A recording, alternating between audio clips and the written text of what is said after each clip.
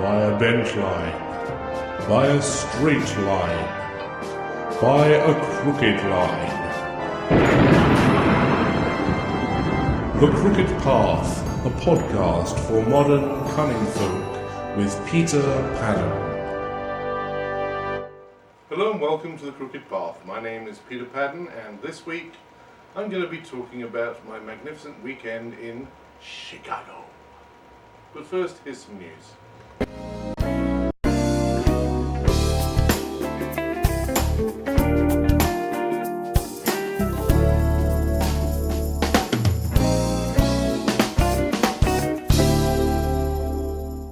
Just one item of news this week. On September 27th, I will be at Inland Empire Pagan Pride, where I will be teaching my enchantment class and selling books and stuff, and hanging out all day to see if I find anyone who recognises me.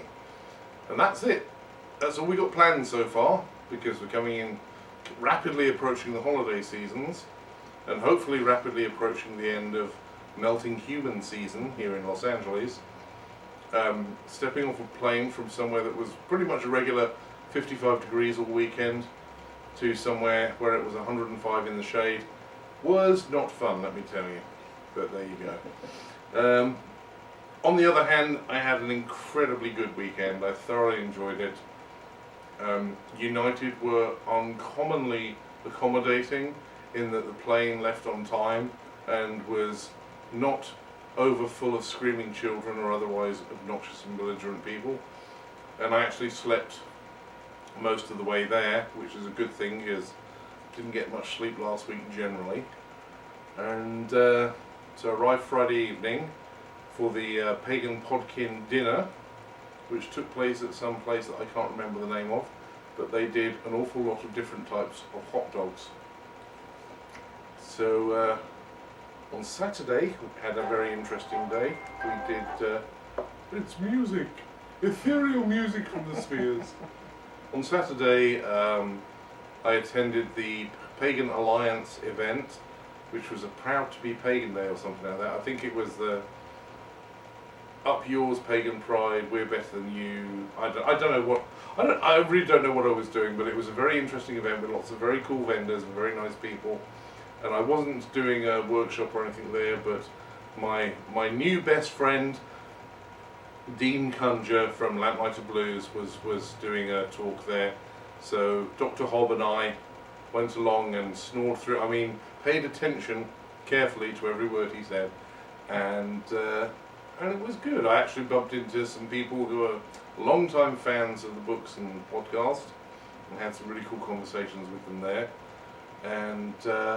And then it was off to Cleo's Aromapothecary in Rockford, Illinois, which is where I taught my enchantment class. And to say it was a packed house is an understatement. I think they were planning on screwing books into the ceiling to hang people from, because there wasn't anywhere else left to stand or sit. Really good turnout, really nice people, and an awful lot of them have multiple copies of my books now, which is even better. Well, for me, I don't know about for them. Some of the things I write about might turn their hair grey, but you never know. They may survive. But they seem to like me and they want me to come back, and I think I'd be quite happy to come back, because Kathleen, who runs the store, and Diana, who helps her there, and Dean, of course, also works there and makes the oils there. Really lovely people, great hospitality, and the store itself is really cute. It's in one of those old-fashioned Victorian type houses, so there's lots of rooms to explore with books and oils and statues and crystals and other strange occult things. And yeah, really cool place. And we finished off the evening with my very first experience of authentic Chicago pizza pie. We had a deep pan, stuffed crust, pepperoni pizza from, was it Giordano's or something like that? Giordano's. It's one of the big name famous pizza places, expensive pizza places, and it was divine. It is the best deep dish pizza I have had in my entire life. Now, I am still a great fan of the thin crust, especially the Wisconsin six cheese pizza, which is my own personal addiction. But I've got to tell you, I have never enjoyed a deep pan as much as I enjoyed that one. It was delicious. So, yes, I'm very much in the camp that both sides are good. And basically, whichever you choose, you end up with pizza. It's a win-win. What more could you ask for? Sunday was the day we went to the Greater Chicagoland Pagan Pride, where the Pagan Podkin Supermoot meet and greet was going on, and I was teaching my Visceral Magic workshop. And I actually didn't get time to go around and look at any of the vendors, because I spent most of my day having people coming up to me and saying, "Are you Peter Pagan? I love your podcast!" And I'm going, holy hell, people know who I am. So I had to be on my best behaviour, obviously, because I wasn't going to get away with anything here. And I hung out with Velma Nightshade and Fay Lynn and Firelight, and of course Dr. Hobb and Dean Conjure from Lamplighters Blues. They were basically my transportation and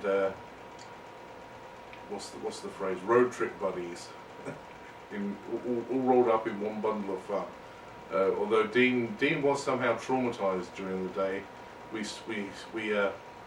got together for a group photo of the Podkin at the end of the meet and greet part, and I can't quite put my finger on it, but there's something that deeply disturbed Dean, and it had nothing whatsoever to do with the fact that I was standing behind him with an evil grin.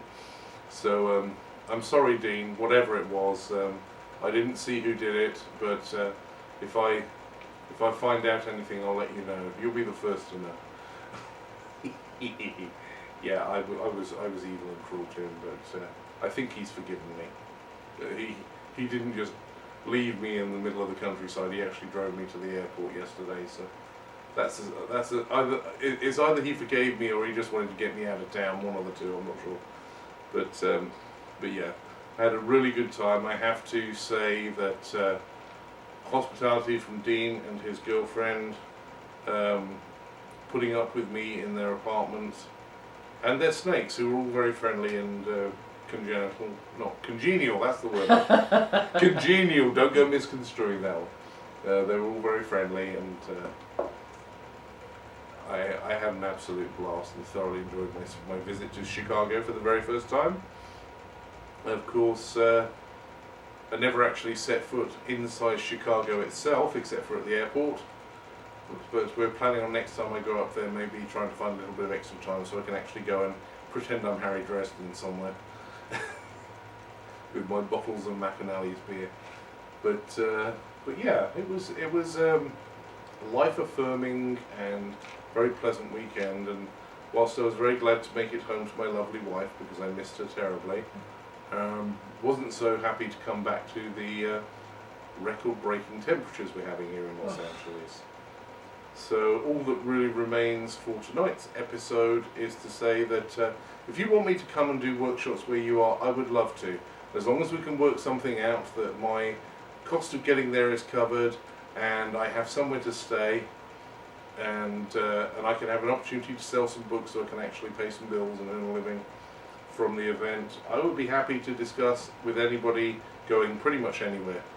And it looks like I may at some point in the not too distant future be doing a trip to Memphis to teach some workshops and have some wicked fun with Dr. Hobb. But in the meantime, I will be here most weeks spouting off some drivel or other of a pagan nature here on this podcast. So keep listening, and if you have any good ideas that you would like to hear me talk about, send me off a message on Facebook. I'm not proud. I'll take ideas from anybody. And with that, thank you all very much. I hope you have a wonderful autumn equinox. And even if you call it Mabon, I will forgive you just this once. And with that, I'll see you next time. Thanks a lot.